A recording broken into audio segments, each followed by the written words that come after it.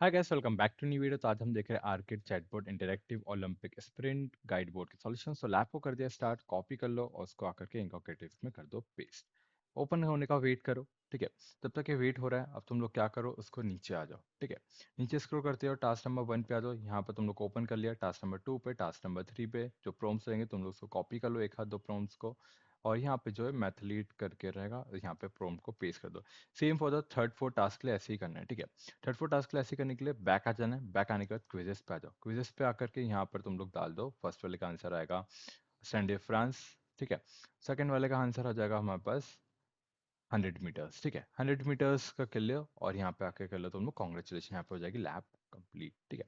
अगर तुम यहाँ पे आके देखोगे चेक माई प्रोग्रेस तो तुम लोग को नहीं मिलेगा। क्यों नहीं मिलेगा? क्योंकि थोड़ा सा अपडेट होने में यहाँ पे टाइम लगता है। तो मिनिमम 30 to 40 सेकंड्स या मिनिमम 1 मिनट का वेट करते, उसके बाद कर लेंगे हम लोग उसको लिए चेक माई प्रोग्रेस।